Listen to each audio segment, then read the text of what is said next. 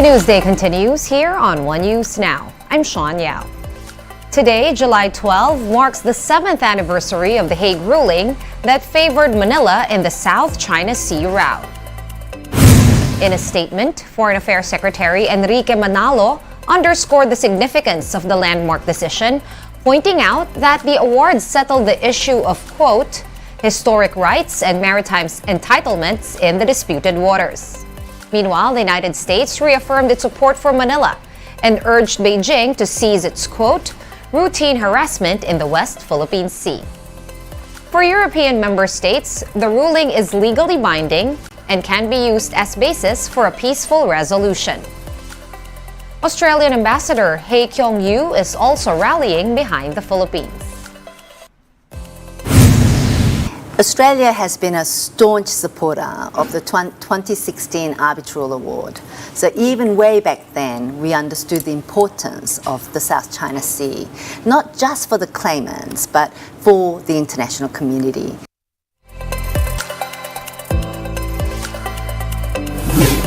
Catch the full conversation with Australian Ambassador to the Philippines, Hague tonight on The Chiefs. That's at 8:30 p.m. only here on One News.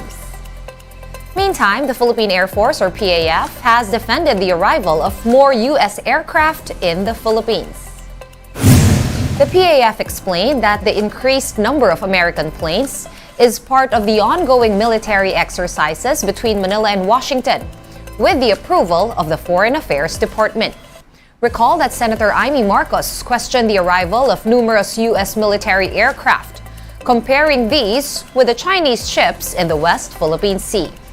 The presidential sister reiterated that American planes should be monitored just as much as the Chinese vessels.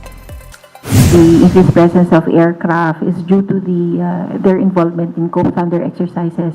As long as they are covered by diplomatic clearances as communicated to us by the Department of Foreign Affairs, then I think it's no threat.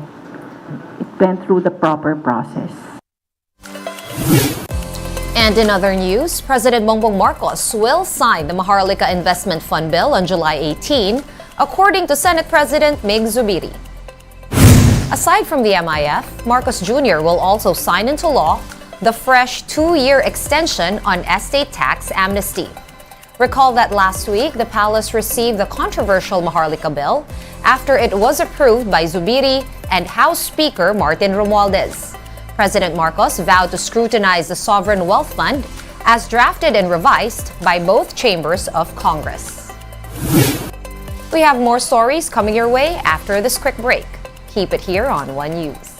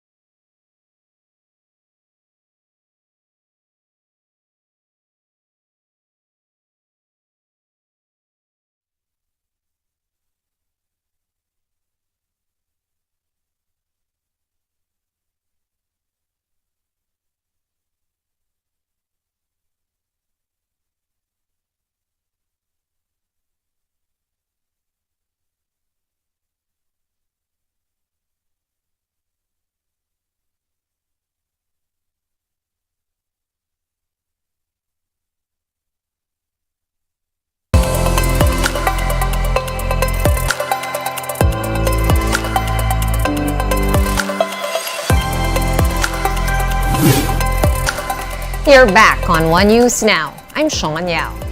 2 doctors weighed in on the proposal to put PhilHealth under the Office of the President. In an interview with the chiefs, public health advocate Dr. Mingita Padilla sees no logical reason to do so, noting that the OP is already busy as it is. Meanwhile, Private Hospitals Association President Dr. Jose de Grano says the transfer will not change anything. In particular, the 2 health experts are wondering about the individual whose idea it was for President Marcos to manage PhilHealth. First of all, you have to understand what's wrong with PhilHealth. What do we have to fix? Okay? And transferring to the office of the president, somebody who's so busy as it is, then he has so many other things to think of. Then you're going to put PhilHealth, an agency with so many problems, so many layers and layers of problems that to a untrained person, you can easily be drawn into the trap. What we wanted was a change inside PhilHealth. Yes, correct. And the transfer, I think, will not do anything about it. Because, PhilHealth works under a charter, its own law. Moving on to other news, ashfall from the Mayon volcano has reached more foot slopes and nearby villages.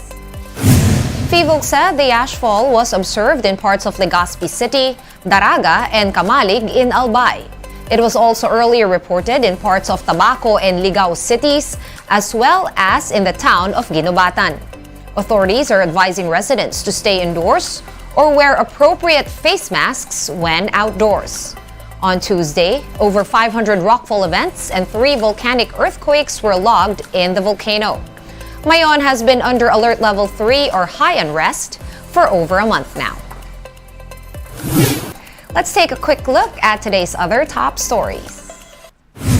The MMDA has unveiled its newest communications command center that will ramp up road surveillance around Metro Manila.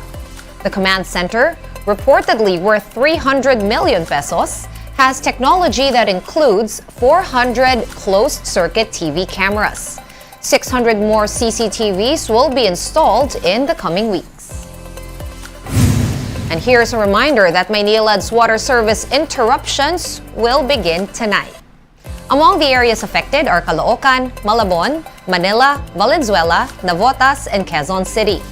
Around 600,000 Metro Manila residents will be with little or no water from 7 p.m. until 4 a.m. or 6 a.m. daily.